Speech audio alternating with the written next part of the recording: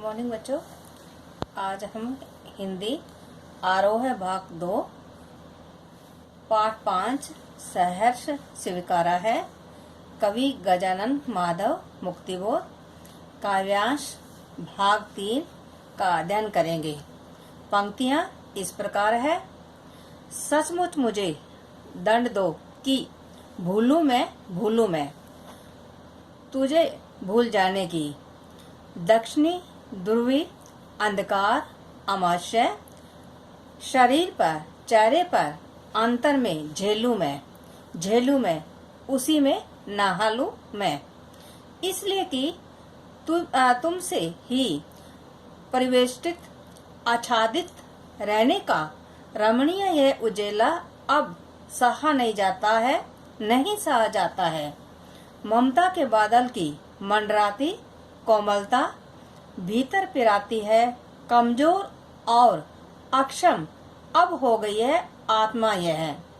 छटपटाती छाती को भविष्यता डराती है, बहलाती सहलाती आत्मीयता बर्दाश्त नहीं होती है। शब्दार्थ इस प्रकार है। दक्षिणी ध्रुवी अंधकार यानी दक्षिणी ध्रुव पर छाया गहरा और अनंत अंधेरा। अमावस्या चंद्रविहीन काली रात।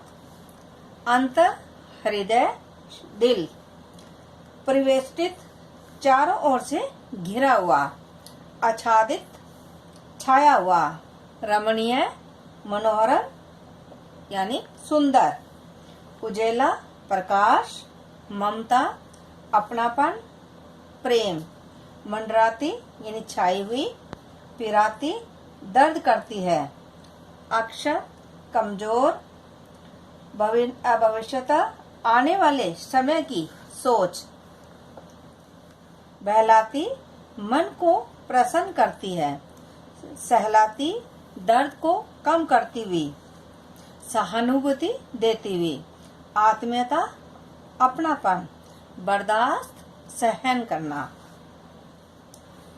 व्याख्या इस प्रकार है।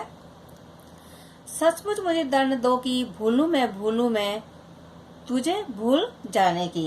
यानी कवि है अपने प्रिय से प्रार्थना करता है कि वह उसे भूल जाना चाहता है। हालांकि उसे भूलना कवि के लिए बहुत बड़ा दंड है, फिर भी वह इस दंड को झेलना चाहता है। दक्षिणी ध्रुवी अंधकार अमावस्या शरीर पर चेहरे पर अंतर में झेलूं मैं उसी में नहालूं मैं। कवि चाहता है कि उसका जीवन अपने प्रिय के वियोग के कारण दक्षिणी ध्रुवी जैसे अनंत अंधेरे में डूब जाए। योग की गहरी अमावस उसके चेहरे पर, उसके शरीर पर, उसके हृदय में छा जाए।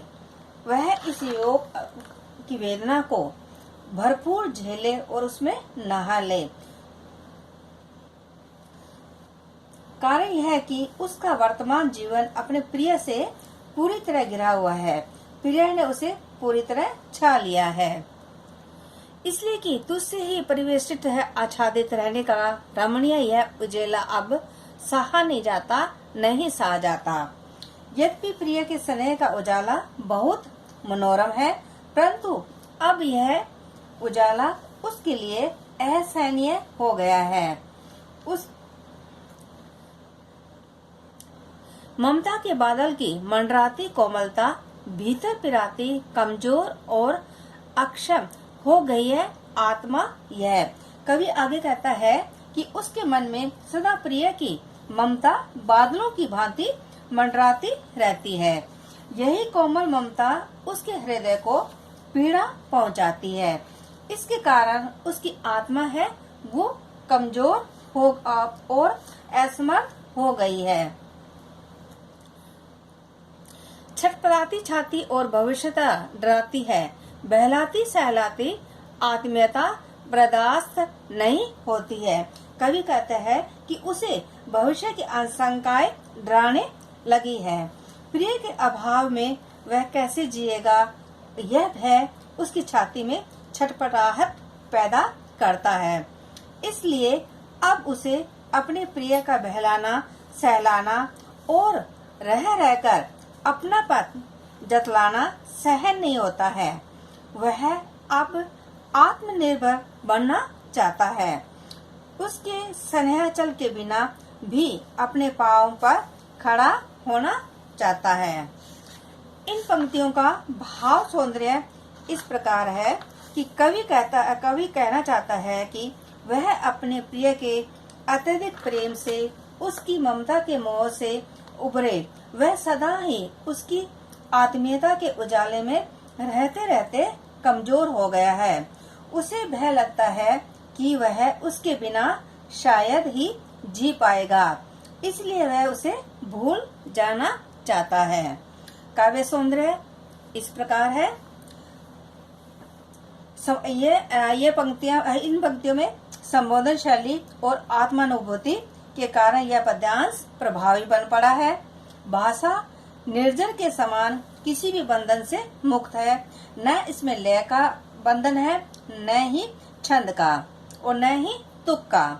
ममता के बादल और तुमसे उजाला में रूपक अलंकार है। तुम्हें भूल जाने की दक्षिण ध्रुव अंधकार अमावस्या में भी रूपक अलंकार है। योग रूपी घनघोर अंधकार।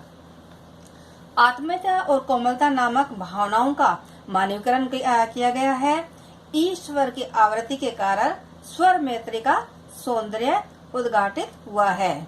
शरीर पर, चेहरे पर, अंतर में रह की आवृत्ति है, इसलिए इसमें अनुप्रास अलंकार है। मंडराती कोमलता भीतर पिरोती में तय की आवृत्ति है, यहाँ भी अनुप्रास अलंकार है। छटपटाती छाती में छह की आवृत्ति है और अंतिम पंक्ति में तय की आवृत्ति से यहाँ भी अनुप्रास अलंकार का प्रयोग किया गया है।